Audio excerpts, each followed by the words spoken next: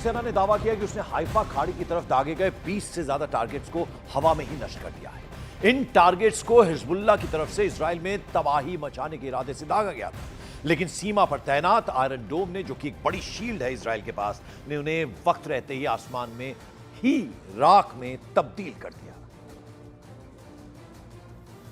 तो आप देख रहे हैं किस तरह से हवा में आयरन डोम, चूंकि एक बड़ी शील्ड, एक ढाल की तरह काम करता है इजराइल के लिए, तो उसने वक्त रहते ही आसमान में ही इन तमाम जो तबाही मचाने के लिए हिजबुल्लाह की तरफ से ये मिसाइल्स दागी गई थी, उन्हें वहीं पर नेस्ता नाबूद कर दिया। तस्वीरों में आप देख रहे हैं, हालांकि कुछ जो हैं वो ज़मीन पर भी गिरते हैं, लेकिन ये जो दावा किया गया था हाइफा की खाड़ी की तरफ से जो 20 से ज़्यादा टारगेट हवा में नष्ट कर दिए, इन टारगेट्स को हिजबुल्लाह की तरफ से इजराइल में तबाही मचाने के इरादे से दागा गया था, लेकिन चूंकि आयरन डोम है, आसमान में ही इन मिसाइल्स को नष्ट कर दिया गया।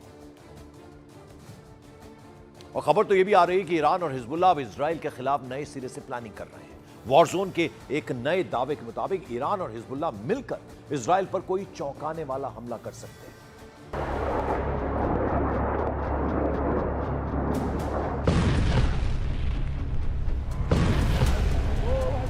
इजराइल में नए अलर्ट उस रिपोर्ट के बाद से शुरू हुए हैं जिसमें दावा किया गया है कि 19 अक्टूबर को हुए हमले में पीएम नेतन्याहू के बेडरूम तक रॉकेट की बौछार की गई थी।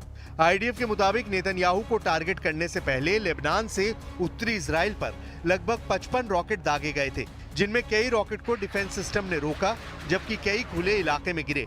इस बीच तेल अवीव और शहर के उत्तरी इलाकों में भी ड्रोन हमले की चेतावनी वाले सायरन सुनाई देने लगे। तभी नेतन्याहू के आवास को दहलाया गया था। 19 अक्टूबर को हिजबुल्लाह ने नेतन्याहू के सिजेरिया में मौजूद आवास को रॉकेट से दहलाया था। फाइटर ड्रोन से नेतन्याहू के आवास पर हुए हमले की नई तस्वीरें रिलीज की गई हैं। तस्वीरों से पता चलता है कि हिजबुल्लाह के ड्रोन अटैक से नेतन्याहू के बेडरूम की खिड़की तहस-नहस हो गई थी। तस्वीरों में नेतन्याहू के बेडरूम की खिड़की में बड़ी दरार और दीवारें झुलसने के निशान भी दिखाई दे रहे हैं। हालांकि मजबूत कांच और दूसरे सुरक्षा कारणों से ये ड्रोन घर के अंदर नहीं घुस पाया था, लेकिन कांच के टुकड़े स्विमिंग पूल में गिरे, जबकि इमारत से टूटकर कई हिस्से अहाते में पाए गए। हिजबुल्लाह के टारगेट पर नेतन्याहू थे, उनकी फैमिली थी, मगर इत्तेफाक से हमले के वक्त पीएम आवास पर मौजूद नहीं थे। हालांकि हमले के बाद नेतन्याहू ने इस अटैक के लिए ईरान के एजेंट्स को वार्निंग रिलीज की थी। מי שהיה לו חלומות בעזה לנצח אותנו ולהכות אותנו לפני שנה, הוא לא נמצא בחלום הזה אחרי שאין את סינואר ועוד שורה ארוכה בצמרת וכל מה שנעשה שם על ידי צה"ל. हिजबुल्लाह ने अब तक अपनी पूरी ताकत से इजराइल से मुकाबला नहीं किया है। अब तक इजराइल पर लेबनान से 100-200 रॉकेट की बौछार की जा रही है, जबकि हिजबुल्लाह फुल फोर्स में अटैक करना चाहे तो रोज के 2 से 3 हजार मिसाइल दाग कर पूरे इजराइल में तबाही मचा सकता है।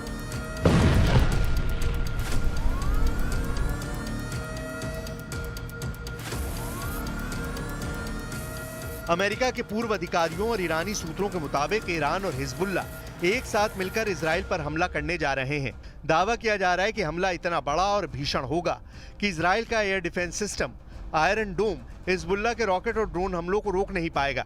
वहीं ईरान की तरफ से भी दावा किया जा रहा है कि इजराइल पर डबल अटैक के दौरान इजराइल को अमेरिका से मिला मिसाइल डिफेंस सिस्टम थार्ड भी नाकाम साबित होगा। यानी हमले में इतनी ज्यादा मिसाइलें, ड्रोन और रॉकेट ईरान और हिजबुल्लाह इस्तेमाल करेंगे कि इजराइल और अमेरिका दोनों के एयर डिफेंस सिस्टम डबल हमलों से भस्म हो जाएंगे।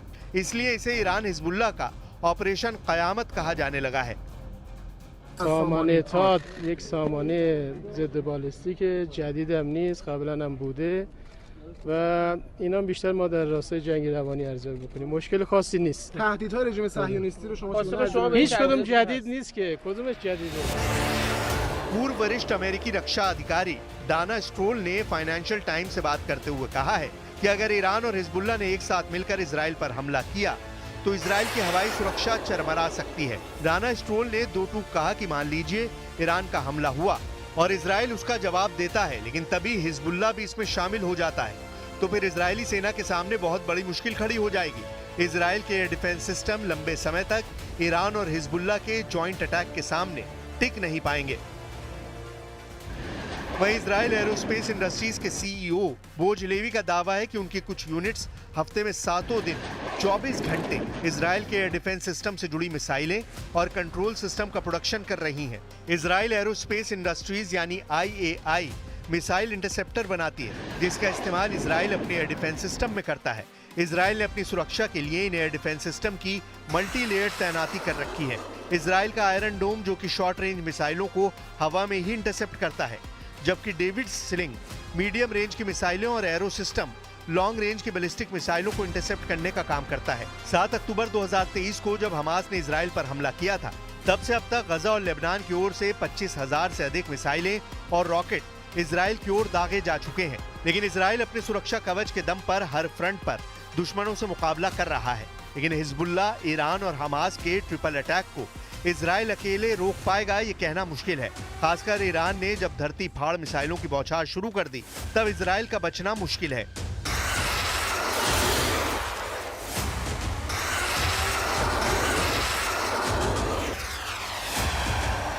ईरान और इजराइल में डायरेक्ट वॉर की टेंशन बढ़ चुकी है। जब से इजराइल के हमले का प्लान लीक हुआ है, तेहरान में आर्म्ड फोर्सेस अलर्ट मोड में है। सैटेलाइट तस्वीरों और दूसरी खुफिया जानकारियों के आधार पर तैयार किए गए सीक्रेट डॉक्यूमेंट लीक होने के बाद से अमेरिका भी इजराइल पर खफा है।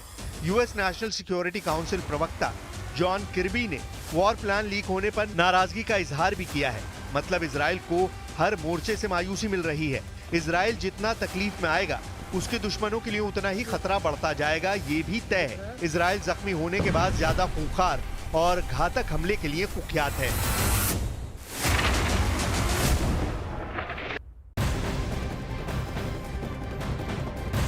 और इस बीच इजराइल के खिलाफ हिजबुल्लाह ने बड़ी तैयारी कर ली है। लेबनान की मस्जिद में हिजबुल्लाह के एक बड़े हथियार गोडाउन के बारे में पता लगा है। इजरायली सेना ने यह दावा किया कि हिजबुल्लाह ने लेबनान की एक मस्जिद में ग्रेनेड लॉन्चर और मिसाइलों का बड़ा जखीरा छिपा कर रखा है। ग्राउंड ऑपरेशन के दौरान इजरायली आर्मी ने वहां से ग्रेनेड लॉन्चर, मिसाइल, RPG, लड़ाकू जैकेट, कॉर्नेट मिसाइल और दूसरे कई सारे हथियार भी बरामद किए हैं। एक बड़ा जखीरा बरामद हुआ है। मस्जिद में हिजबुल्लाह ने छिपा कर रखे थे ये तमाम असला और हथियार। और उधर इजराइल ने अमेरिका की थार्ड मिसाइल डिफेंस सिस्टम को दिखाया, तो इसके जवाब में ईरान ने अपनी सबसे खतरनाक मशीन ही निकाली। इस मशीन को खामेनेई का अरमान लड़ाका बताया जा रहा है। यह इजराइल के फाइटर जेट का सबसे बड़ा दुश्मन साबित हो सकता है।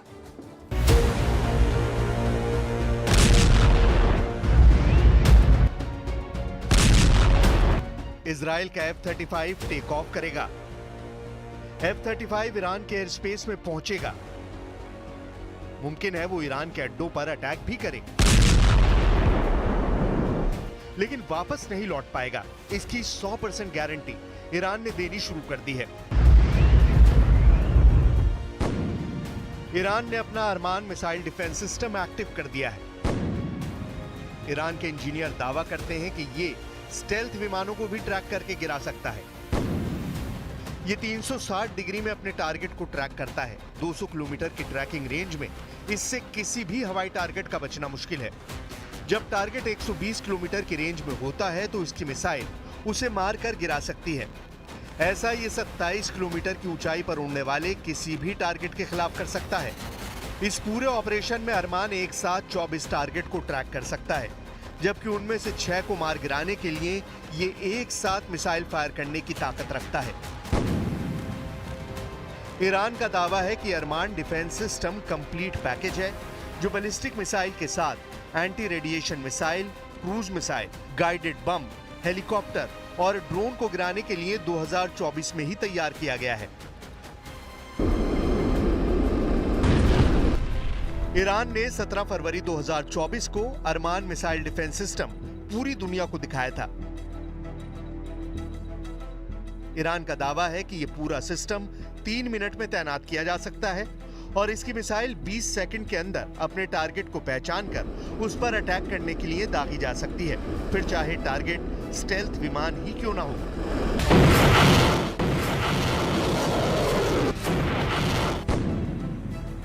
अरमान मिसाइल डिफेंस सिस्टम में सैयाद 3F नाम की मिसाइल इस्तेमाल होती है। 6 मीटर की ये मिसाइल 1000 किलो वजन की है और ये 120 किलोमीटर के दायरे में अपने आसमानी टारगेट पर जाकर फट जाती है। इजराइल इस वक्त बेहद गुस्से में है। वो 1 अक्टूबर को ईरान की बैलिस्टिक मिसाइल वाले हमले का करारा जवाब देना चाहता है, उसका बदला लेना चाहता है और ये फैसला बिन्यामिन नेतन्याहू को करना है। पूरी दुनिया की नजर उनके इस फैसले पर टिकी है क्योंकि इसके बाद युद्ध का एक नया अध्याय शुरू होगा। इसलिए इजराइल ने उतार दिया है अपना सबसे खतरनाक फाइटर जेट F-35 जो उसे अमेरिका से मिला है। इसका मुकाबला करने के लिए दावा किया जा रहा है कि ईरान को मिल गया है रूस का S-400 एयर डिफेंस सिस्टम। क्या S-400 और अरमान मिसाइल डिफेंस सिस्टम मिलकर इजराइल के हमले को नाकाम कर सकते हैं? ये बड़ा सवाल है। फारस की खाड़ी के ऊपर इस वक्त कुछ अशुभ होने वाला है। ईरान और इजराइल के बीच एक बड़े युद्ध का खतरा साफ नजर आ रहा है। अगर युद्ध हुआ तो F-35 और S-400 इन दोनों की टक्कर जबरदस्त होने वाली है। इस युद्ध में सबसे नए हथियारों के मुकाबले की 100% गारंटी है। साथ में 2 सुपर पावर अमेरिका और रूस के हथियारों का ऐसा मुकाबला हो सकता है जो दुनिया ने यूक्रेन की जंग में भी नहीं देखा।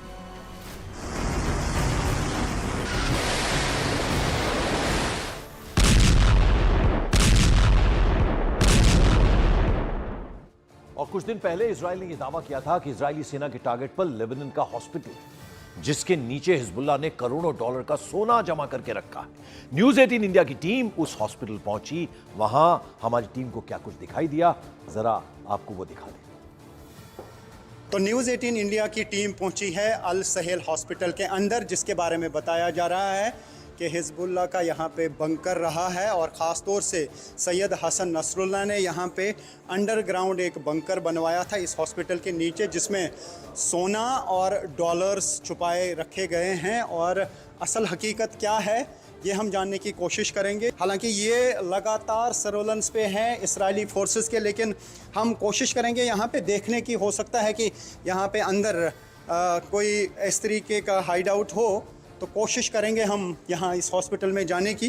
तो ये हॉस्पिटल का अमला भी यहाँ पे है, तो इनसे हमने रिक्वेस्ट की कि हम भी इस हॉस्पिटल का टूर करना चाहते हैं, देखना चाहते हैं कहाँ पे क्या है। हालांकि यहाँ पे ख़तरे के बादल लगातार मंडला रहे हैं। यहाँ ज़िंदगी की कोई गारंटी नहीं है, कभी भी इस हॉस्पिटल को निशाना बनाया जा सकता है। लेकिन चूँकि इजराइल फोर्सेस ने खुद कहा है कि इस हॉस्पिटल पे उनकी नज़र है और 24 घंटे ड्रोन से सर्वेलेंस की जाती है। ये अंडरग्राउंड एरिया है इसका, यानी अभी मैं ग्राउंड लेवल पे जा रहा हूँ। अभी दिखाने की कोशिश करेंगे ये हमें कि अंडरग्राउंड क्या है। इसके कई फ्लोर जो हैं अंडरग्राउंड हैं ज़रूर। अब ये दिखा रहे हैं मिस सलमा अवाली थिएटर्स हैं, ऑपरेटिंग थिएटर्स हैं, ये आप देख सकते हैं। और उसके बाद नीचे ये मुझे ले जा रहे हैं और न्यूज़ 18 इंडिया की ये वर्ल्ड एक्सक्लूसिव रिपोर्ट है उस हॉस्पिटल से, जिसके बारे में इजरायली फोर्सेस ने साफ बता दिया है कि इसके नीचे एक हाइड आउट है, इसके नीचे एक बंकर है जिसमें डॉलर्स और सोना रखा है हिजबुल्लाह ने। ख़ास तौर से हिजबुल्लाह के जो चीफ रहे हैं सैयद हसन नसरुल्लाह, कहा जा रहा है कि वो जहाँ पर रहते थे यहाँ से वहाँ तक बिल्कुल एक टनल जाती है। लेकिन ये हमें दिखा रहे हैं कि ये है ऑपरेशन थिएटर्स जो इसके ग्राउंड फ्लोर्स पे है।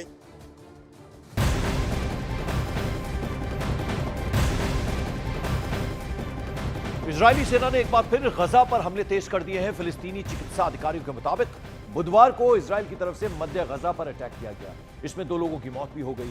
फिलिस्तीनी स्वास्थ्य मंत्रालय के मुताबिक इजराइल और हमास की जंग में पिछले 1 साल में 42,000 से ज्यादा लोगों की मौत हो चुकी है।